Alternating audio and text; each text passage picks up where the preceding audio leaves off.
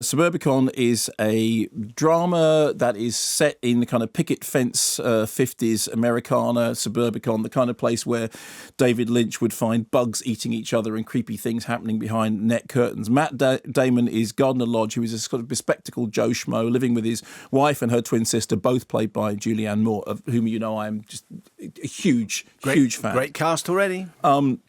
His wife is in a wheelchair, the result of an automobile car accident, for which she holds her husband accountable. One evening, the house is invaded by two thugs who tie the family up and chloroform them, with the result that one of the members of the party dies. If you've seen the trailer, I'm not giving anything away. This is all the setup.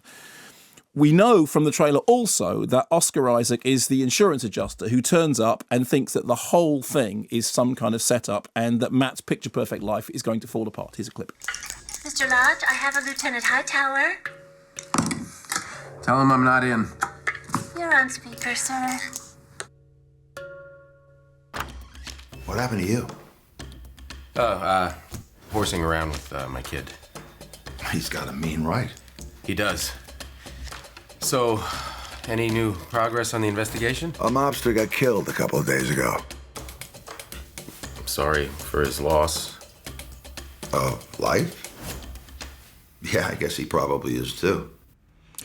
So the weird thing is, that's the film that the trailer is selling you, okay? And as we know, that's based on an old Coen Brothers script that never got made. However, what's happened is that George Clooney and his production partner, Grant Heslop, have taken that story and they've decided to interweave it with another story which Clooney was working on, which was about the fact that in the 1950s post-war project, the GI Bill was meant to be there to get you a nice house, a nice home after you'd sort of served your country, you know, picket fence garden, as long as you're white. And there's a documentary that he'd seen, which is about Levittown in Pennsylvania, in which an African-American family moved into a entirely white community and suddenly were faced with Confederate flag-waving rioters and the most appalling sort of, racial harassment.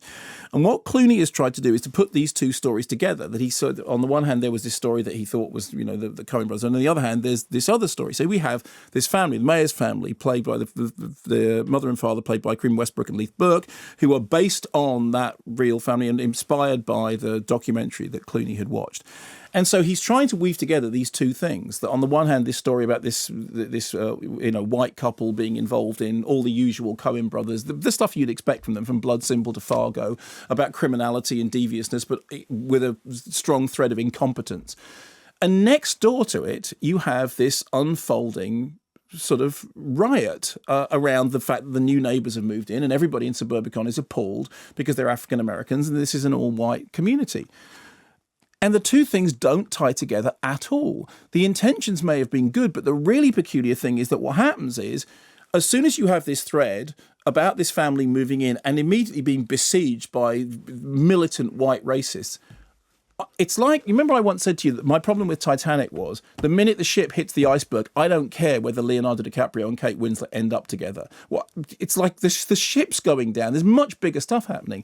In the case of Suburbicon, this whole drama playing out about, racial harassment and, effective segregation, all that stuff, which is playing out next door, just every now and then pops up, but is completely ignored. It's despite the fact that it's kind of, it's neighbours that this is happening to. The two stories don't intertwine, and one of them keeps getting completely sidelined. So whereas you have nominally a story that is dealing with, contemporary issues which are very contemporary in American society at the moment, it's bizarrely ignored by the central narrative, the original narrative, which was about something completely different. And the whole thing ends up tonally misjudged. It ends up not knowing what kind of movie it wants to be. So the bits that are nasty feel uncomfortable. The bits that are funny aren't funny. The whole intrigue of the Coen brothers narrative is completely irrelevant, because actually what you want to do is go, I'm not interested in that family. I'm interested in the family next door, where this enormous event seems to be taking place. And I can't believe that this enormous event is taking place, but meanwhile all this stuff is going on next door and you're worrying about who poisoned who and who did what, because it's it's really bizarrely misjudged. And I went into it thinking, same thing, interesting pedigree and filmmakers and people who I have to say I broadly agree with, I think that George Clooney has been a force for good in terms of cinema. I remember David Putnam saying at the BAFTAs that Clooney was making the kind of films that he had stopped, he got out of cinema because he wasn't able to make these films anymore. But Suburbicon is a really, really strange, messy project that doesn't manage to tie those things together at all, and actually, ironically, ends up doing exactly the thing it shouldn't do, which is sidelining the more important story as some bizarre sideshow to the central story, which is just throwaway and kind of irrelevant.